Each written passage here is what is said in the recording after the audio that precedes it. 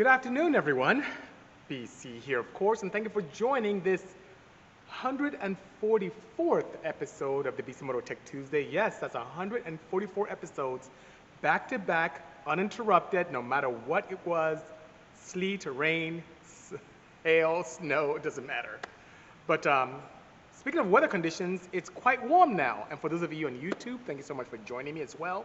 And if you here on Instagram haven't joined the Bisimoto YouTube page, please do. It's Bisimoto, Bisimoto on Instagram. Now, I want to show you this relic. Last week, I was in the garage at home, and I showed you guys this crazy tuning device I had, which was consisting of a narrow band sensor that I used to use to tune years ago. But this, I want to show you this. This is weird, right? You're like, what is this right here?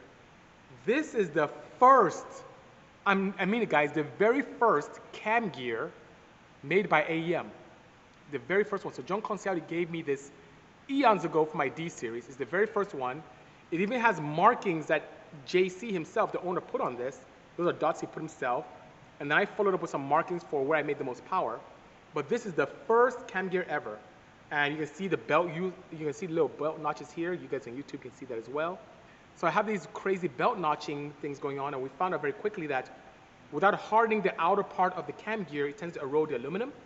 So that prompted all of us to design cam gears that were resilient to belt wear. So by using like a hard anodized finish or a titanium type finish, which is pretty crazy, but first cam gear ever made for a Honda, ever made from AEM. So they used to have the factory ones that were cut out and modified. I think JG did that and AM followed suit, but this is the first aluminum one, you know? So Ellis Herbert 02 is asking a great question. He said, why did you ruin that flat nose Porsche, which is this right here, by making it electric? And he gives me the perfect segue to what I want to talk about today, because not only did I put one hole in the hood, I put two, and there's for a reason for that. But first, let's talk about how I ruined the 935. So, I actually saved this car. This vehicle was rotting away in Palm Springs in the garage of the father of a very good friend, now a good friend, called Ron Palmer, the president of the Porsche Owners Club in Southern California. So, car was there. His girlfriend wanted initially as a race car, but wanted something newer like a 993. So it existed there initially as a car that was going to see the track or street again. So, I am a huge advocate of the beauty of classic cars. I love the old 935s, the boxy look of that Group 5 era. I just love it. Whether it's BMW or Porsche or Mazda or Nissan, I just love that boxy fiberglass look. Hello, 911 Motorsport. Talking about how I ruined the 935 because someone asked me about that. But I'm not an advocate of old technology. Now, did you know that Porsche himself, his very first car, one of his first cars was electric? So if Ferdinand Porsche was alive today, he'd be very impressed with the fact that I was able to combine the futuristic appeal of an electric motor to the beauty of a classic racing heritage 935. Now it gets more interesting than that. Do you know that everything that we love from back in the day in this era of 935s, the twin turbos, the wastegates, the turbo placement, all that was what engineers did to think out of the box in the 80s and 90s to win races. So I'm just taking that, what is Porsche, and making it even more Porsche with today's technology. Guess what? I finally have a Porsche 930, 935 that doesn't leak. It doesn't, right? And above and beyond that, even though I'm an engineer, I am an enthusiast first. And what does that mean? I want to go fast. And I want to do that speed opportunity without being detrimental to the environment. I showed you the van a moment ago, the wagon, all these cars, I always had this weird guilt about building cars and driving them, having fun, shooting flames, but hurting the environment. So I quickly changed a majority of my cars to ethanol-based fuels to have a cleaner exhaust opportunity. But now with EVs being fast and being able to combine the two and do all this great stuff, it's a match made in heaven. I get to retain the beauty of a classic 911. When you sit in this car, it smells and feels like an old Porsche. But when you step on the pedal, which is, by the way, a factory Porsche pedal, you step on it, and this thing accelerates like unlike anything I've ever built. Faster than my blue IROC Porsche, faster than a minivan, faster than anything I've ever built. This thing is absolutely amazing. So, did I ruin this car? No, I did not, sir. I saved this vehicle. Thank you so much, Type Function. I saved it, you know? Alex246 says Tesla's working on a solid-state battery, which is very exciting. Yeah, quite a few companies. Samsung SDI is doing that. My friends from LG Chem are doing it. Yeah, it's going to be an exciting time. We've barely scratched the surface in terms of cell technology, you know? And Kevin drove it himself. He said, so basically it wants to kill you. He's right. The car wants to kill you. So it's a beautiful car.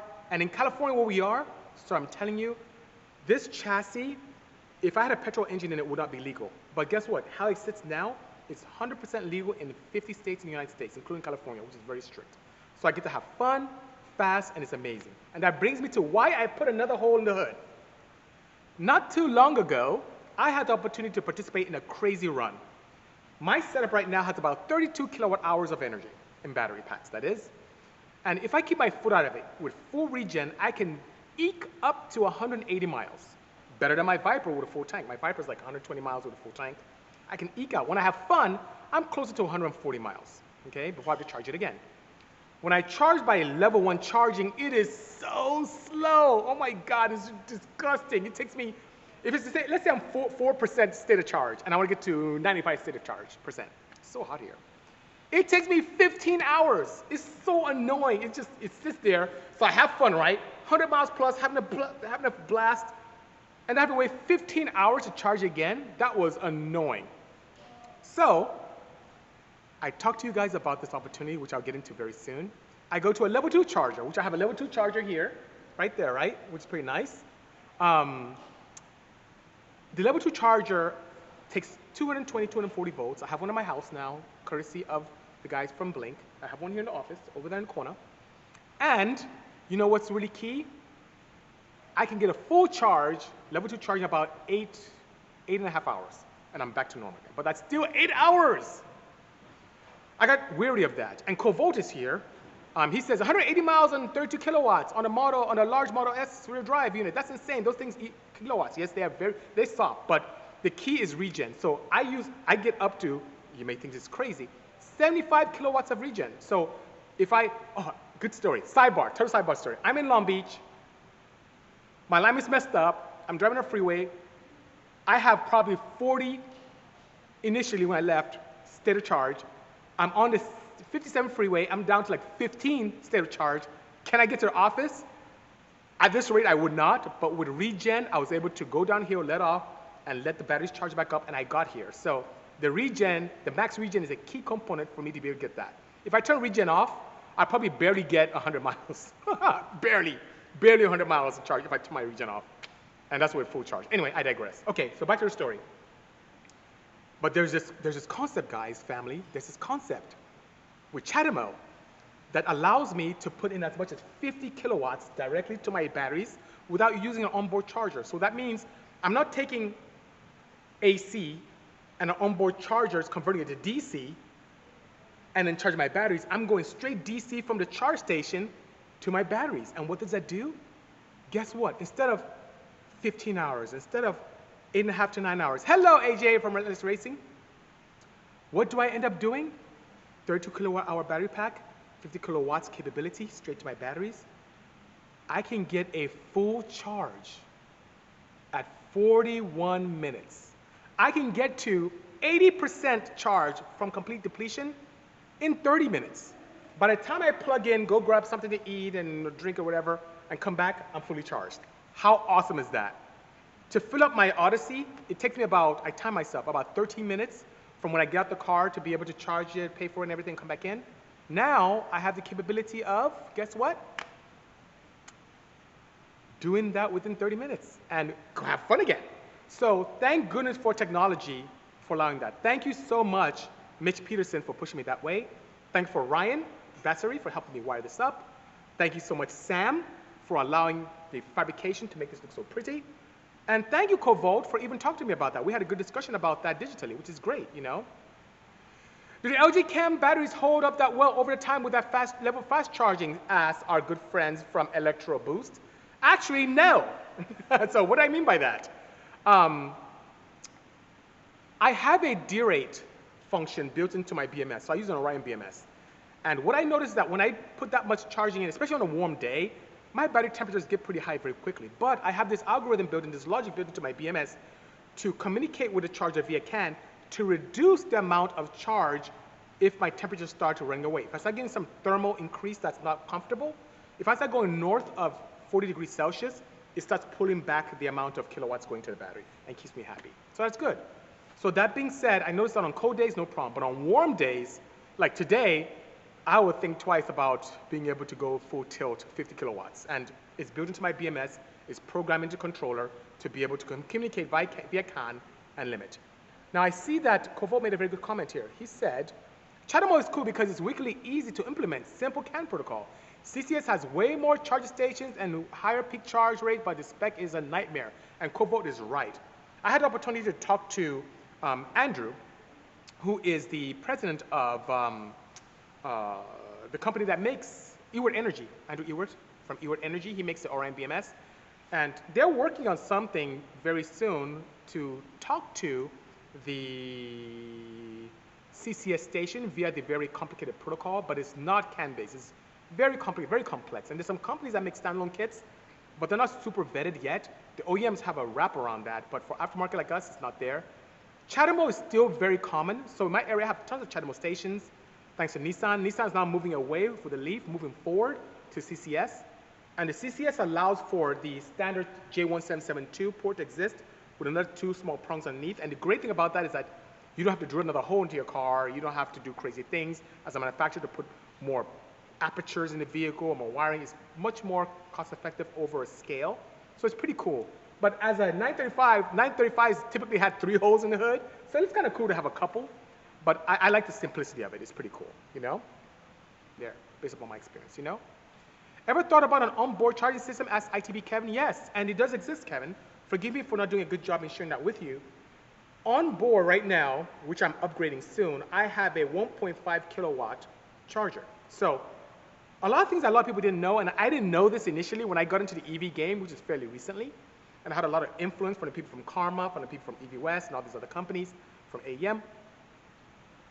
That station, that charger that we have on the wall, is not really a charger. It's just a safety device, a safety connection device.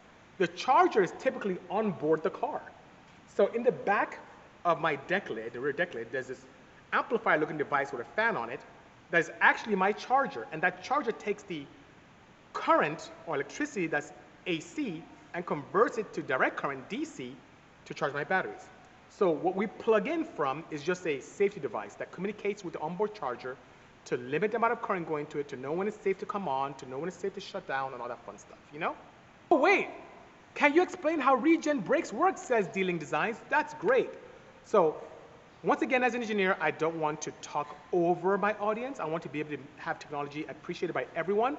So I'll try and make it very basic so everyone can understand. So let's say this cam gear I showed you earlier on is my electric motor that's in the K3V. Well, my electric motor in there is actually a radial motor, but this looks more like an axial one, right? But anyway, let's say there's a motor. This motor acts as a generation unit and an absorption unit. So as much as it can put out output to be able to move the wheels and car forward with a nice torque ability, it can also reverse and slow down. And as the vehicle is allowed to slow down, it can now act as a generator to charge your batteries. So how regenerative braking works is that it uses the motor as a braking system to slow down the drive wheels to then also put energy back into the battery without you using physical brakes, which by the way use friction and heat to slow down the car. So by the way, I have stop tech brakes on this vehicle right here. I probably will never, ever, ever, ever, ever have to change it for the length of the car because I use regen like crazy. As a matter of fact, if I'm doing 70 miles an hour, I just left my throttle and my vehicle using the electric motor as a way to absorb energy will just slow down the car to a complete stop. When CSF had a meet not too long ago here in Rancho Cucamonga, which is about a 20-minute drive from here in our office, I am sweating, it's so hot here. I went from Ontario to Rancho without touching my brakes at all. And then I have a protocol which is built into my controller as well here, where whenever I use regenerative braking, it sends a signal to my PDM, which is of course, my power distribution module, to turn on my brakes. So when regen occurs, my brake lights come on, which is pretty cool, you know? How do you find the point where you need more compression or more aggressive cams? Kind of like finding a bottleneck. Now that's interesting. So I always build cars with the mindset of beginning with the end in mind. And what do I mean by that? I know what power goal that I want, especially reliability being paramount, and then I work my way backwards from that. So there's always a diminishing return when it comes to compression and camshafts. You can have a camshaft that's from factory, maybe 5 to 10 degrees of duration on the intake and exhaust more, and you'll find you'll pick up power everywhere. But you'll notice that if you keep on adding duration and lift and duration and lift to the point where you don't have any detriment to your engine integrity, meaning you don't want to touch your piston and valves, you don't have valve interference, you don't want to run out of guide, you don't want to destroy your valve train, you'll notice that it gets to a point where you stop robbing Peter to pay Paul, meaning you start gaining top-end power at the sacrifice of low-end torque. What's the perfect example? The Insight right there, my drag car. My lift was about 600 lift in terms of inches, 0.600. My duration was well into the 290s, okay? Mind you, a circle is 360, right? I'm 290 on my cam duration. But my car had no bottom end at all. Guys, I mean it, no bottom end. Yes, like Relentless Racing said, AJ, robbing Peter to pay Paul. I struggled to get to the staging lane. Like my car was like, on the dyno when I tune, I have to start my sweep at 5,000 RPMs. You know most cars you start the sweep at what? On the dyno pack at like 1,500 RPMs, 1,700 RPMs? If I start my dyno under 4,700, the car would die. It would just cut off because I have no bottom end whatsoever. So that's robbing Peter to pay Paul. Now, same thing goes for compression. Now compression is a little different. You get to diminishing returns whereby if you went from 9 to 1 to 10 to 1, you see a big gain in power. You can see up to 10% improvement in power across the board. When you go from 10 to 11, you see a nice gain as well. 11 to 12, some gain. 12 to 13, okay, that gain starts getting less. By the time you get from 16 to 17, static compression increase, you're starting to split hairs. In drag racing, every horsepower amount, if I got 5 horsepower on my 430, 440 to wheel Insight, I'm jumping up and down, right? Kevin says, I don't believe you. Let's put it together to prove me wrong. So Kevin, by the way, has been berating me for the past 2 years to put my Insight back together. Oh, forget that I have customers who need my help. My good friend over here is working on his own car. He needs help, you know? Forget that. Guys, I put my own projects on the back burner to take care of my customers. I always felt bad when I was at the track racing and that my customers didn't have the opportunity to race and they're watching me like, oh, that's messed up, you know? Fox Design says, go ask Peter, he'll confirm. Yeah, because he got paid, right? Oh, Rob Peter paid also. Oh, Peter got actually jobbed. He got, you know. Me and Drunk can do it. You know what, Kevin, you say that. I did some really crazy stuff in that engine. Like really crazy stuff. I've been watching the Insight, it says they link multiple videos. Yeah, that thing was a lot of fun, you know? I feel your pain, same here, says Ferrari Eater. It's crazy, you know? It really is. Thank you, Lula Fuente, good seeing you. Thank you so much, E92 William. Look at this. It is so hot back here. It's ridiculously hot, it's so bad. Hello, B15 driver, good seeing you, you know? You gotta go have fun too and get so motivated at work. Well, you know what? The cool thing for our eater is that I really enjoy what I do. The team and I were here until I think like about 8:30 last night. And then back here again a little bit before 9 a.m. And we'll probably be here late again, but it's great. And with everything going on with COVID, we're being very safe and limiting the amount of people coming to the office. But nonetheless, we're trying to be as safe as possible and continue to develop and create things. And this year is gonna be great. Even with SEMA going away, we're still pressing on as if SEMA is happening. We're going to have a very exciting announcement, I should say, as the year progresses, with a very cool project coming to light, which will be very exciting. And that brings me to something else. We talked a lot about charging and EVs and all that good stuff, right?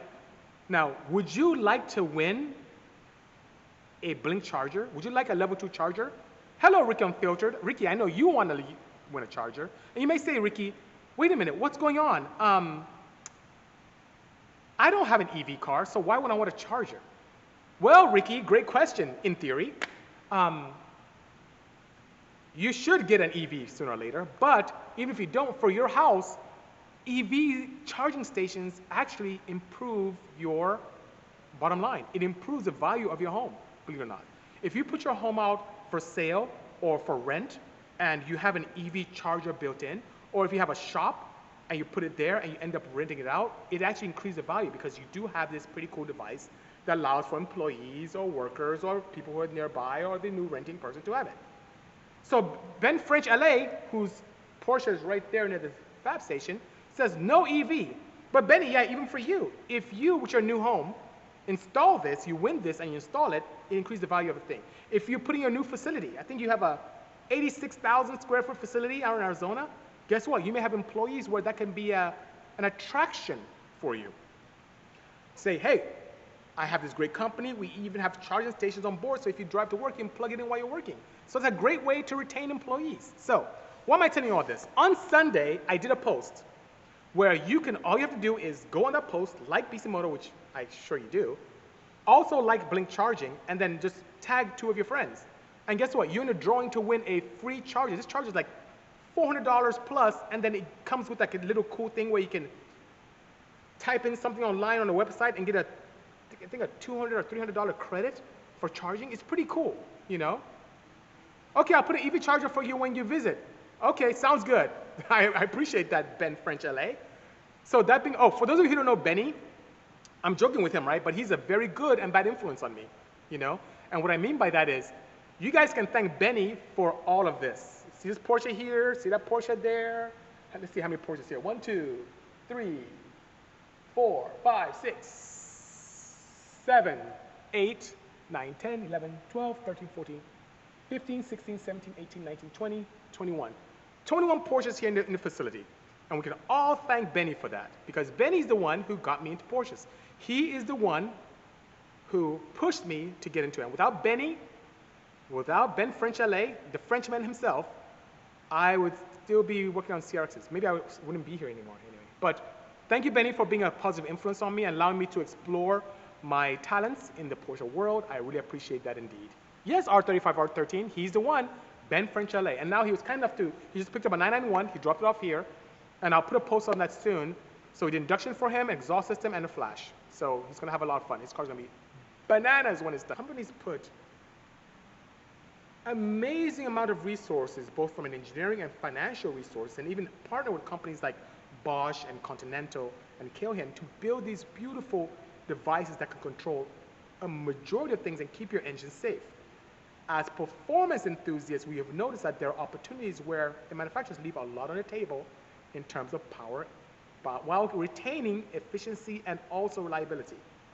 So reflashing allows us the opportunity to go into the ECU, either directly on the board or via CAN, or even via the OBD port to change fuel, timing, in many cases boost, to give you more reliable power. And many times it happens in a few seconds. Sometimes it can happen like on a Dodge diesel, take an hour plus to do. But it's a very clever way of changing the parameters in your engine ECU to give you more reliable power. And we do quite a bit of that here. So we have Porsches we do that on, we have Hondas we do it on, we have Nissans we do it on, we do it on the Ford F-150, we do it on Raptors, on the EcoBoost engines, on the EcoBoost Mustangs, Subarus, you name it. So we have the capability of doing a variety of cars. And most of those tunings can happen right here in the garage. We can just plug you in via our ECU system, use WinOLS, that's my very favorite system. On some of the Porsches I do a lot with Cobb, to be able to give you a very proper tuning solution. And of course, each time I flash, I always use a very low noise inverter on your battery. And why do I do that? Because doing flashing, if your battery voltage falls low, you could brick your ECU. And what I mean by bricking, yeah, literally, you turn your ECU into a brick, where it doesn't start the car and you have to buy into the ECU or tow it to the dealer and get it fixed. So to prevent that from happening, we even flashed that V10, R8 right there. That's what we can do. Indeed. Oh, and I need to thank the guys from Purell. I just noted down and remember Purell. Thank you, Purell, for taking care of my family and allowing them to get sponsorships from you. And hopefully I didn't use the S word in a bad way, but honestly, guys, there is an opportunity for you guys to also sponsor. I just have great news today. We have the opportunity to join the feed tomorrow with FCP Euro. We have the opportunity for you to win a level 2 charger from Blink. And then Purell has a sponsorship going on for those of you at COVID doing cool stuff. If you have the capability of doing some cool videos and helping them with some cool information and giving some feedback, you can write to Pure Oil USA and they will sponsor you. So hit them up. They offer some full-time sponsorships, they offer some partial sponsorships, but they have sponsorships right now going on. Hit them up, let them know I sent you. And they have breaking oils, and they have awesome oils, and remember that's the oil that I put in my Insight and gained 12 wheel. Amazing stuff. And I use their special blend oil in my transaxle in the EV as well, which is pretty cool. On that note, I must depart, guys. So thank you so much for joining me on this 144th episode of the Bisimoto Tech Tuesday. Next week will be episode 145, and I will announce the winner of the Blink charging system, the level 2 Blink charger. So once again, go to my post on Sunday here on Instagram, like the post, follow Blink, tag 2 of your friends, and get into the winning and win that beautiful charger. It's awesome. All right, guys, have a good afternoon. Thanks so much for joining. YouTube, thanks for joining. Guys on my podcast network, thanks for joining. And I will see you around. Stay safe, guys, and take care.